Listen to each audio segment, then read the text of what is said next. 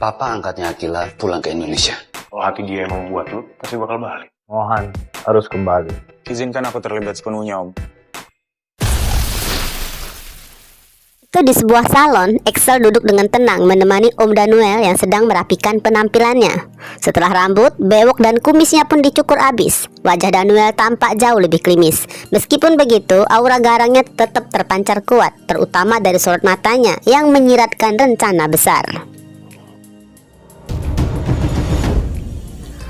Fokus utamanya ya saat ini adalah akan membawa Mohan kembali ke rumah Alferic dengan cara yang bermartabat dan tidak terbantahkan oleh siapapun.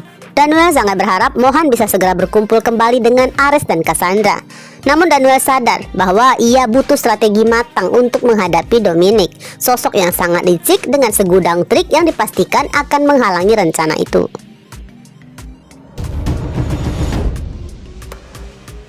Maka tanpa ragu, Excel menawarkan diri untuk terlibat sepenuhnya dalam rencana Om Danuel. Motivasi utamanya adalah rasa balas budi pada Om Ares dan Tante Kes yang selama ini menyayanginya seperti anak sendiri.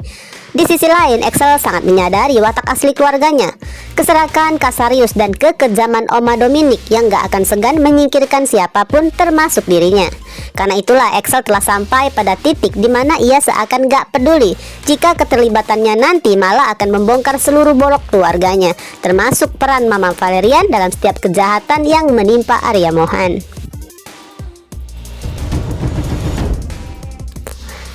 Sebenarnya ada sebuah kemungkinan guys, Excel akan berharap jika suatu saat Mohan telah kembali dan kedok kejahatan Oma Dominic telah terbongkar hingga meruntuhkan dinasti Cassarius, maka di saat itu Excel akan berencana memohon keringanan hukuman bagi orang-orang terdekatnya, yaitu Mama Val, Matthew, dan Devon.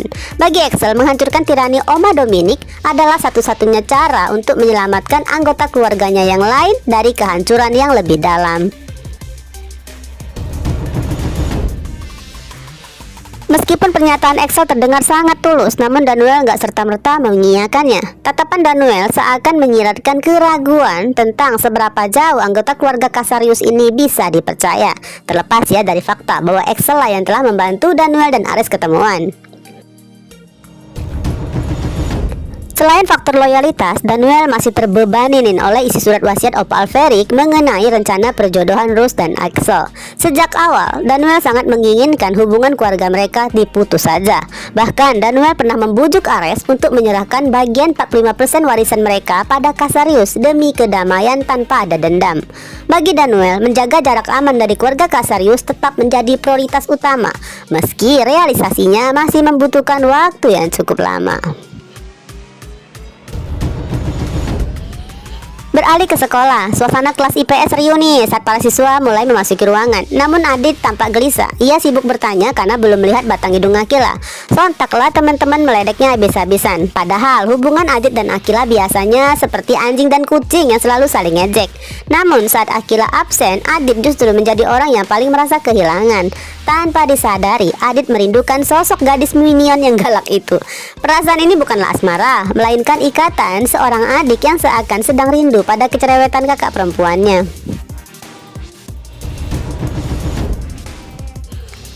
Bukan hanya Adit yang merasa heran dengan ketidakhadiran Akila. Pak Budi yang bertindak sebagai mata-mata Angelica segera mencari tahu informasi dengan bertanya pada Pak Hari.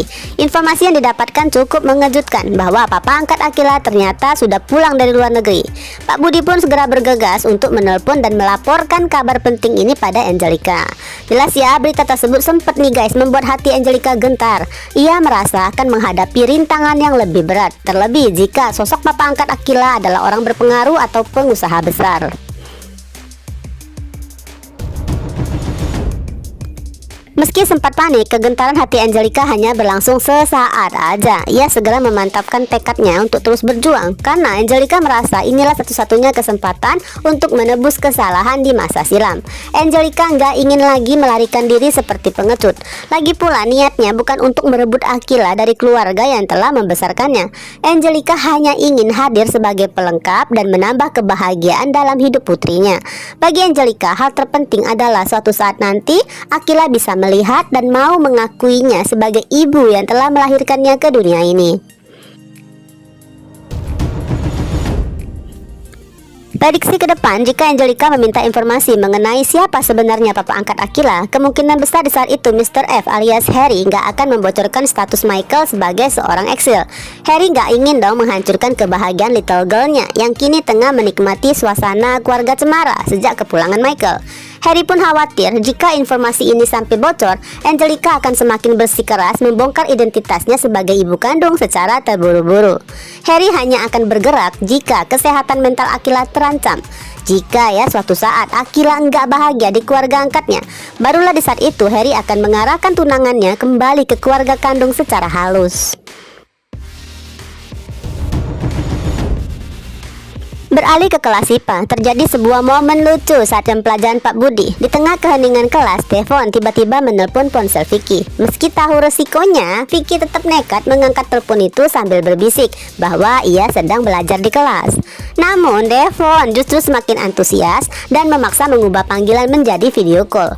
Devon sangat penasaran guys, karena selama ini kan Devon hanya menjalani pendidikan tertutup di rumah Alverik bersama guru-guru profesional.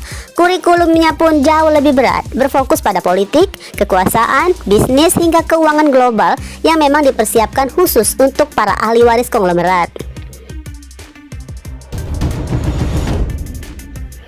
Kehebohan Devon saat mengintip suasana kelas melalui layar ponsel harus berakhir mendadak karena saat itu Pak Budi keburu memergokin Vicky yang asik menelpon di tengah jam pelajarannya. Alhasil Vicky diperintahkan maju ke depan kelas untuk menerima hukuman. Di bangku mereka, Harry, Fata, Zara, Mohan, Raisa hanya bisa ikut tertawa bersama para siswa lainnya. Namun di balik tawa itu, isi kepala mereka sebenarnya semakin resah memikirkan sikap randomnya Devon.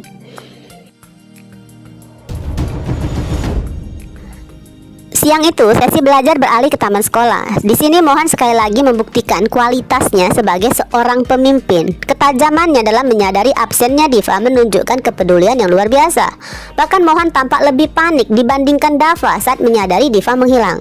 Setelah menyisir berbagai area, Mohan akhirnya menemukan Diva yang saat itu tengah merenung di dalam gudang. Seperti biasa guys, Mohan selalu menjadi muara bagi keluh kesah teman-temannya.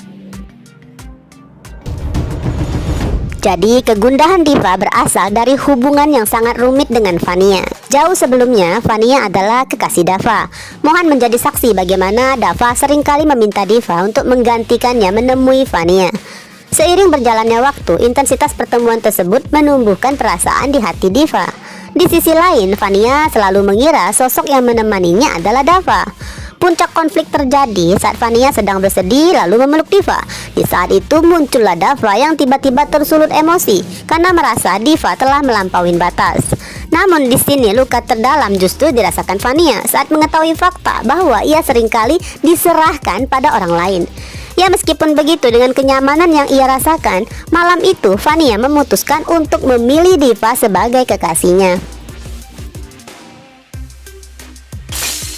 Masalah baru muncul di masa sekarang. Diva mulai meragukan sebenarnya pada siapa sih hati Vania berlalu.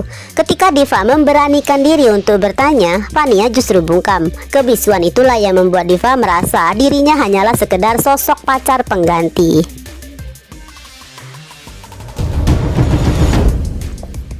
Melihat sahabatnya terpuruk begitu galau, pastinya dong Mohan memberikan nasihat bijaknya agar Diva nggak terus larut dalam kesedihan. Mohan menekankan bahwa perasaan nggak bisa dipaksa.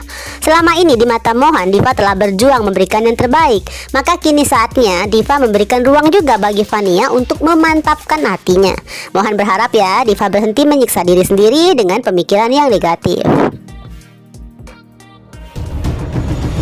Prediksi kita sih akan mengarah pada kesadaran Vania bahwa sosok yang selama ini selalu benar-benar ada untuknya adalah Diva. Bahwa Diva lah yang paling memahami sikapnya, menjadi pendengar setia, dan Diva selalu mencintainya dengan cara yang lembut. Harapannya Vania dapat segera membuang keraguan yang membuat semua pihak menjadi galau. Di sisi lain, sebenarnya Dava pun masih menyimpan penyesalan dan cinta dari masa lalu. Terkadang Dava justru menangkap tatapan Vania yang seolah masih memiliki rasa juga padanya. Meskipun begitu guys, Dava nggak berniat merebut kembali atau menyakitin saudara kembarnya. Dava hanya nggak ingin Diva menjadi sekedar pelarian atas perasaan Vania yang belum tuntas.